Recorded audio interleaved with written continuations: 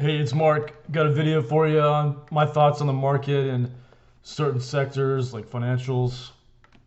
And I'm just gonna look at some things that I've been looking at.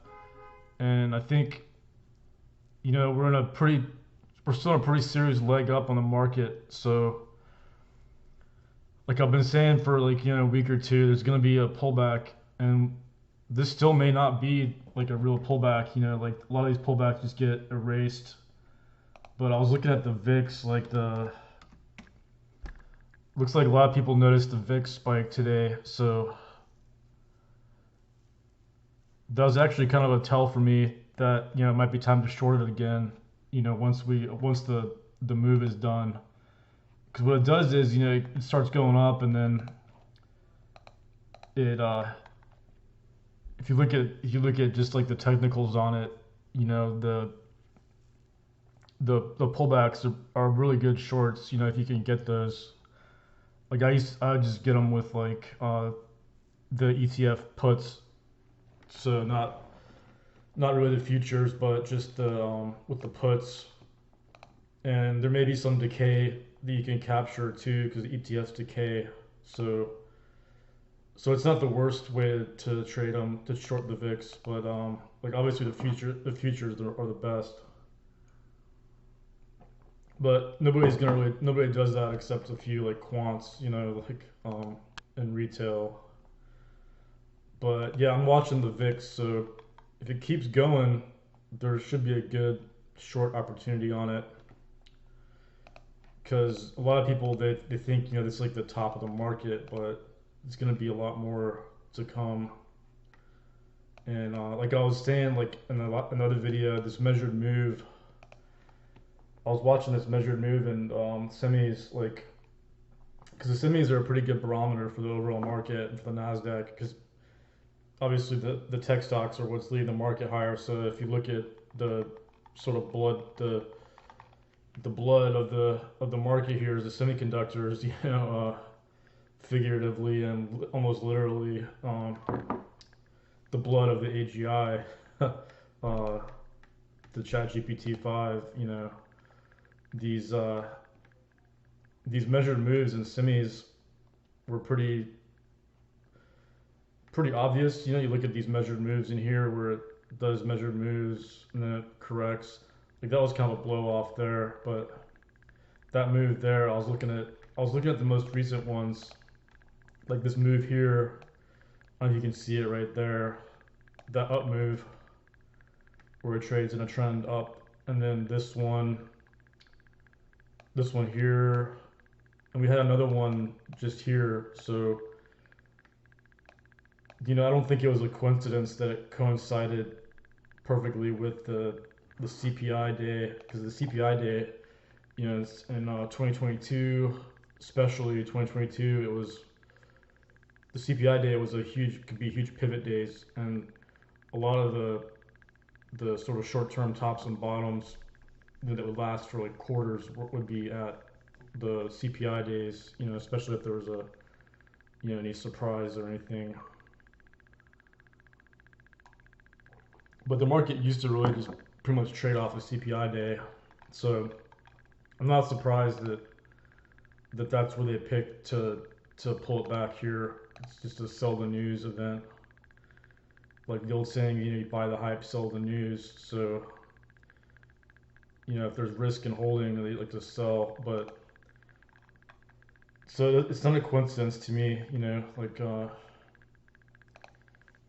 sort of like the conspiracy theorist in me thinks, all the some of these, because they look at the control of the market. It's it's in the hands of these quants and these program trades. Like like uh, the big banks, especially. Then like the the other shops. It's all quantitative. And their computers just run the market. So because it's 80-90%.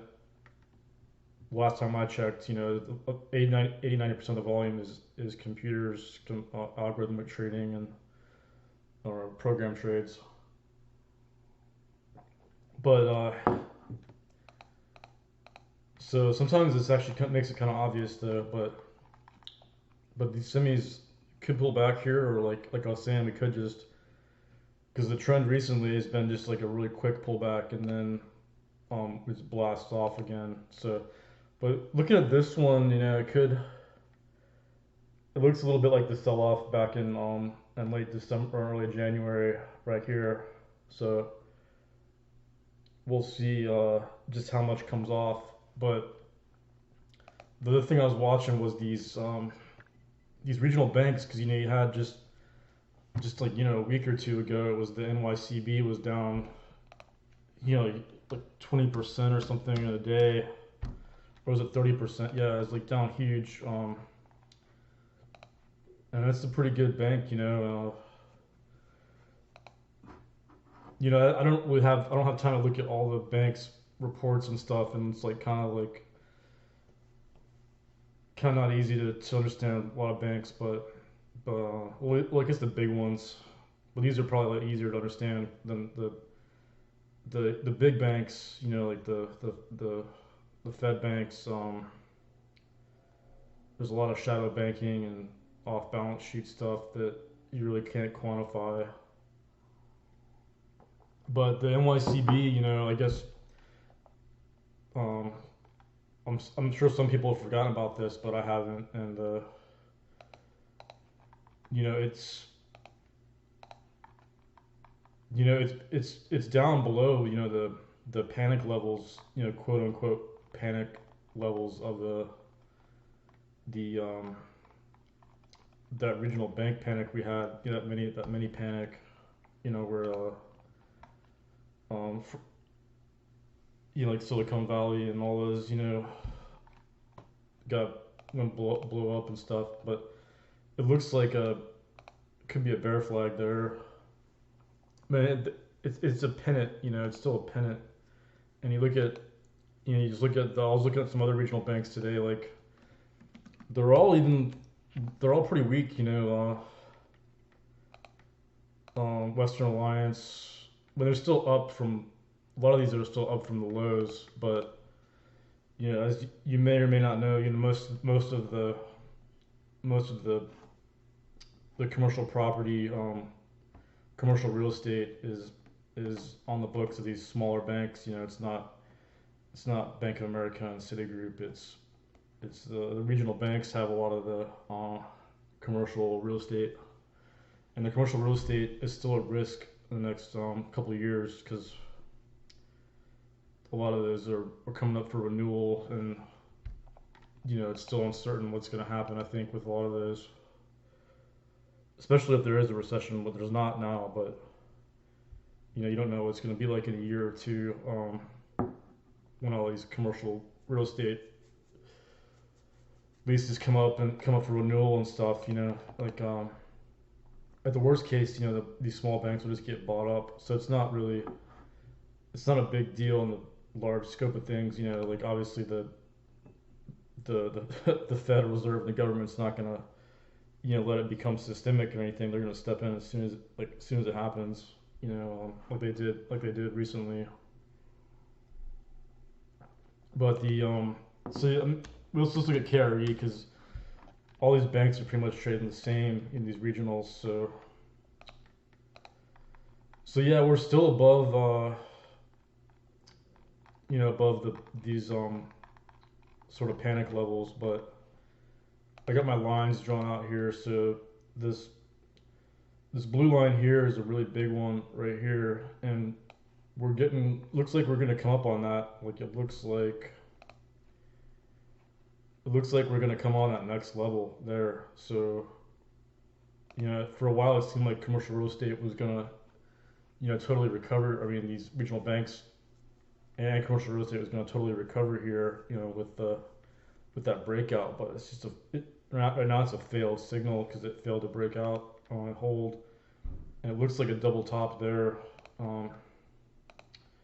It didn't get to that high back here. It failed. So that's turned into a technical top now, because if you look at this level here, that could have been a bull flag right there, right? So that was looking like a bull flag, when it was still in this uptrend channel. And I've got these lines drawn out like to a T here. Like these are the good lines to look at. So that was the uptrend level right there, that lower. Then it bull flagged and then tried to break out again, but it couldn't get up there. And then uh, there's a massive slam down. Was that actually, that might have been the NYCB. What was that on the that was the 31st. Let's see if that was it. Yeah, that was it. Yeah, so that NYCB event, I think that was a big surprise. That was a really surprise to a lot of institutional investors and the quote big players, the big big institutions. Because I think the NYCB was sort of looked at as one of the best ones. Yeah, just from what I heard, like a lot of people were buying those preferreds and like bonds and stuff. But so we broke the trend there, and then that's more likely to be a bear flag here. I mean, yeah, it just totally failed to reclaim that other level. So like it tried to there, and then we just went down again today, which is interesting. With the CPI, yeah, maybe that's something with the just sort of the expectation of like the rates being higher for longer. Um, and one of the best, probably maybe the best person I know of on Twitter, Caleb on the macro stuff. He seems to be pushing for looking for Q3 for the first rate cut. So the situation where these banks have like higher rates for longer, it's not good for banks. And I noticed that too the other day, like or the other week when Citigroup like broke out there, and they're pretty much going the opposite of regional banks. So I think people are expecting these maybe the big banks will take on some of the bad loans from the small banks, but that's usually how it works out. But so the safety is really in the large banks now. So, but even Citigroup went below that level there. So yeah, I'm like there's something to watch again now. We've got to watch these banks again because not that it's going to be really significant for the economy, but it's just it looks to be like good trade on the short side. And if we draw out that level, it continues down there. So now we're now in a down channel. So once that momentum failed and the momentum switched to down here, so we're in a down channel, and that looks like a bear flag because it tested that level there and failed, and you see that a lot with bear flags. So that looks like a bear flag. I mean, you look at that was like a bear flag now. So now we're looking more. It's looking more bearish on these regional banks. Of course, it's not. It's not like they're terrible because they're still above. They're still above some of these lines here, but like that's the big one there is that blue this second blue one. But it looks like the downtrend's going pretty strong here. So that could be. I think that's probably a good short. Because I think it's really easy to look for shorts here.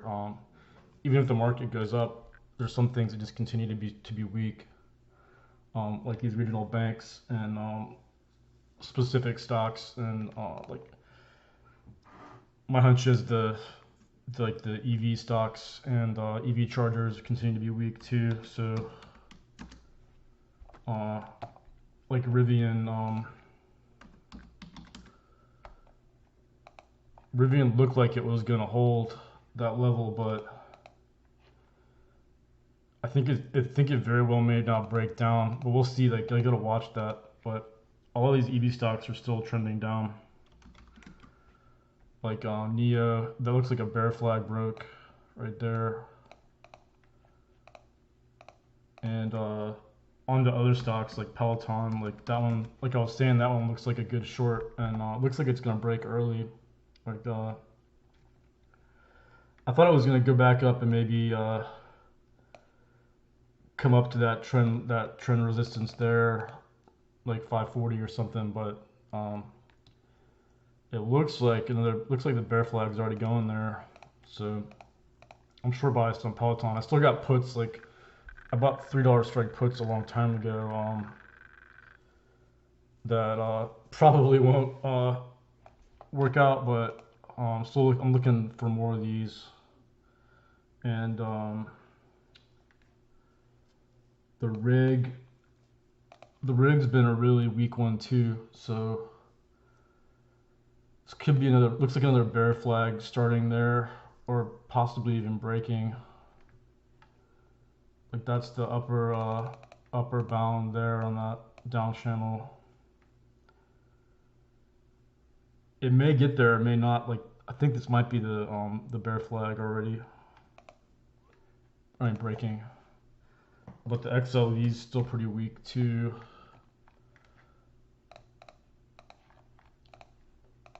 It's not as perfect as like the rig. The rig looks a lot weaker because you see crude oil is in these XLE or in this area where it could do anything. So it's a potential setup, you know, especially on the short side.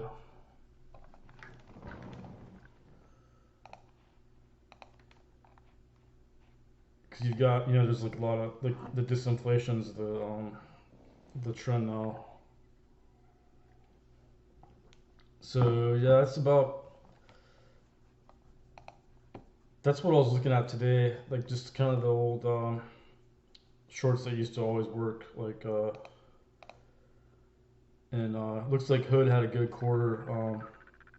The data's not in this chart, but they beat Hood beat on looks like top and bottom line. And I was listening to some of the conference call on Hood, and the Hood conference call, they talked about their potential for international growth. Like there's the management team's really bullish on their international potential. So I guess that may or may not even be baked into the stock. I guess it is to a point, but they sounded really bullish on the international, and maybe they've got some contracts they're working on or something. I don't know, but and it seems like what they're doing is working right now, like the for Robinhood. So that's something to watch here, because it's going to be a near. I think the close the after hours it was like in the 1250s or record under 13. So that's the if it goes over that level there, you know, could be off to the races because there's not a lot of resistance. And but yeah, like I was saying, what they're doing, they've been doing a lot of promotions and marketing, and sounds like they've got a good feel for their marketing now. So it looks like they're doing pretty well, and they're talking about, you know, sort of being attractive versus larger brokerage houses for, you know, like high net worth individuals and whatnot. But to me, the best thing about Robinhood is their user interface. I've been using it for, you know, a long time, and their mobile interface is just lightning fast and easy. It's like, I mean, I don't know how it compares because I don't have other ones, but I imagine based on my experience, at least with Fidelity, a lot of these brokerages are behind in their UI. So I just think they'll eventually get bought out. I mean, I think the other ones, they dropped the ball not buying them earlier, which kind of you wonder why they didn't. But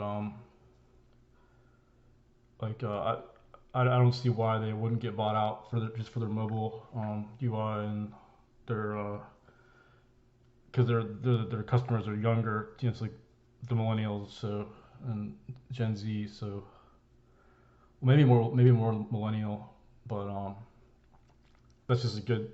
The brokerages would want that too. So I guess I'll just look at some indices because I haven't even looked at them yet, so I can give you my thoughts on the technicals here. So yeah, ES, it's a pullback. Could be a normal pullback here, which is good. You know, it's not bad. Another pullback. Nasdaq, of course. Looks like the trend line might break though, so yeah, it could be a significant pullback if this momentum line gets broken. And we already talked about SMH, so yeah, it was due a pullback for sure. And we looked at the Russell. But yeah, the Russell is pretty much, you know, in fact, it's influenced by the regional banks. That's why it's not so great. And like another stock I was looking at, like Wayfair. Wayfair's always been a good one to short too, and it broke that uptrend and it's now in a downtrend again. So these should be the downtrend levels. So it tried to pop out and then it went back in. So if it's red tomorrow, it looks like a good short too, because it's definitely in a down channel here. Pretty good one. So as long as it stays below that red line, that's a short too. Of course, it'd be nice if it took out these levels there first, but I feel pretty strongly about this one staying in a down channel. And yeah, the lift, like a lot of people are talking about the lift thing on Twitter, like the lift stock popped a lot, but like we don't even know if that was exactly because of the data they put out wrong. You know, if you watch a lot of after hours earnings sessions on stocks, you'll see that these kind of big moves are pretty common. You know, and they get reversed a lot too. Like I used to watch a lot of earnings reports and conference calls, and the stocks can just do anything. You know, it's like there'll be some wild moves, and there doesn't have to be a reason. You know, that typo could have been spurious correlation. You know, like correlation is not always causation. That's the important thing with the market, because you can't look at everything through in a vac. You can't look at everything, you know, with a bias. So yeah, then I think about these oil, like the oil possibility of the oil trade, like like the oil continues to be weak. So there could be a lot of even better setups with the and XLE. But the rig's been a good one. But there may even be other better ones. And I think people are looking at. Yeah, I was looking at gold today. Gold was pretty interesting. Gold, it looks like it's failing to break out too. So it's stuck in a channel too. Like it looks like it's in this kind of wedge like channel up here, and it could go sideways or it could start breaking down, but that was the level I found on it. So the gold looks pretty bearish looking too here, and kind of curious, like the lithium short might be back now too. Yeah, look at the PLL, this lithium company that was down. It looks like 12% for my feed here.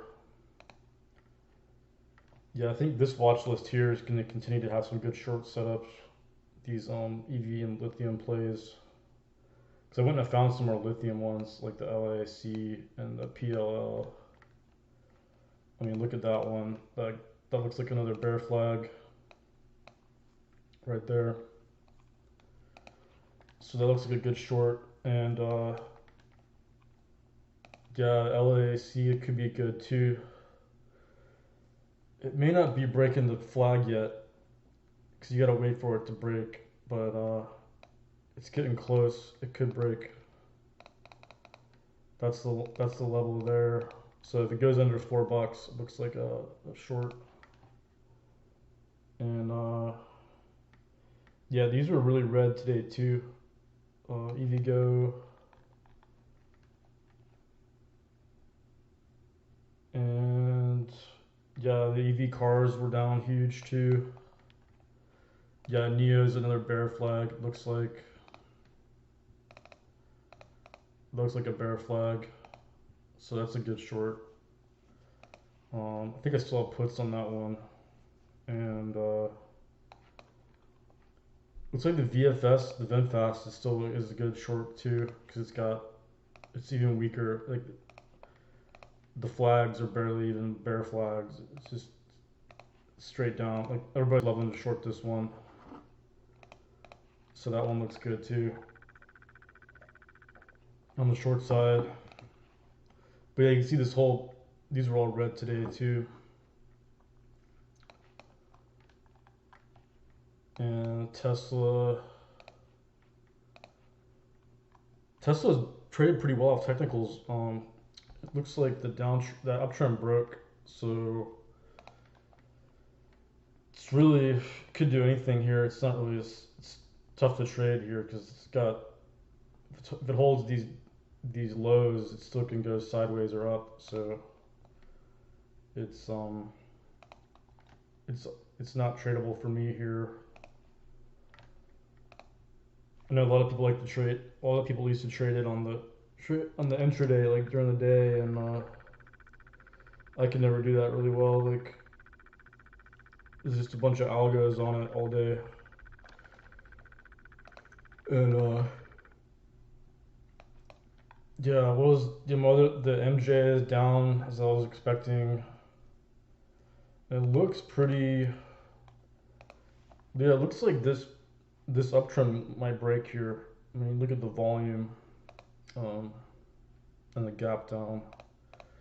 Because like the technicals on MSOS went first, so that uptrend broke, and then like as I was saying, it's a good short. Um, it was a good short today, and I think it should continue to be for a while until it gets down to like around $8. To that level there. I mean, it could go all the way down to 750s because that's the next level right there. See, that's kind of respected that level there. So we could get down to there, like 750s, 760s. And I mean, it's all good. Hopefully these tech stocks pull back a lot so we can buy more. Um, like I'm rooting for a pullback, just to keep the momentum going slowly, and so we don't get a blow off top or anything.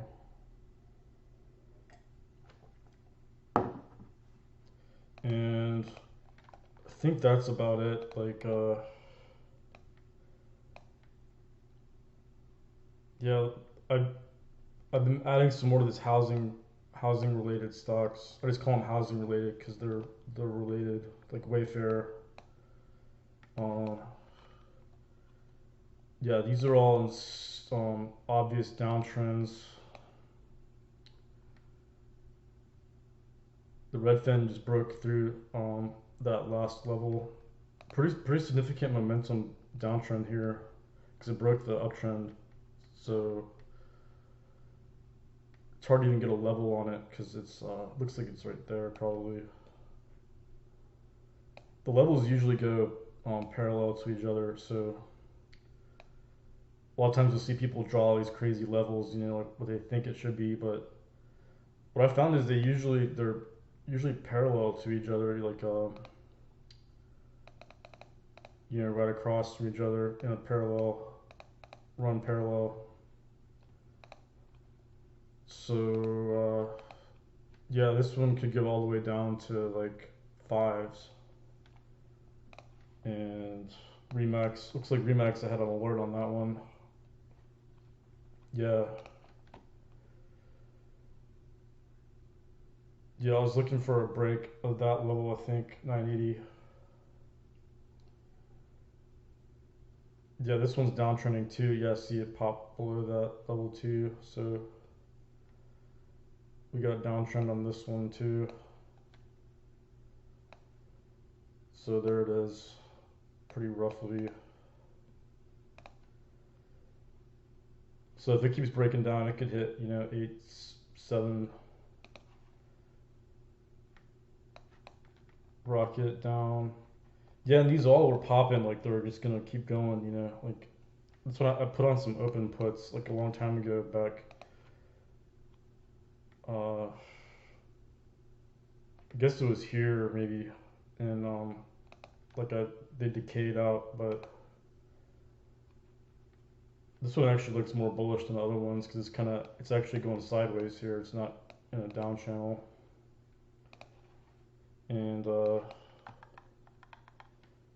yeah, it's interesting.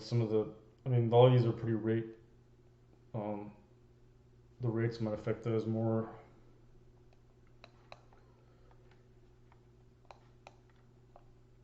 But it's just a few stocks, even in sectors that'll be weak. It's not. That's why I think it's easier to find shorts because they're pretty obvious because most everything else is up. Like if something's downtrending here, it's not good. It's not good news because it's it's the only ones not in trending. Yeah, this is Zillow. Yeah, what's Zillow doing? It's just someone's kind of range bound. Yeah, it's could be a range, could be a downtrend, but it's not bad. There's not much selling volume. So it looks like from that was the Remax and the Redfin and the Wayfair. And the Wayfair has a lot less. The volume looks a lot better for a short too. So yeah, these top ones here could be shorts. Remax, Wayfair, Redfin, Rocket, open, not open. Yeah, so that's pretty much that's what I was thinking about today and looking at. Like I think even like even if the regional banks do, if some more of them go bust, it's not even going to affect the markets. If it happens in the next year, because we've already seen regional banks drop and the market just kept going, even when there's like risk in headlines. So it's not really it's not systemic. So yeah, that's just my thoughts, but I'm just gonna keep looking at these pretty specific areas for setups.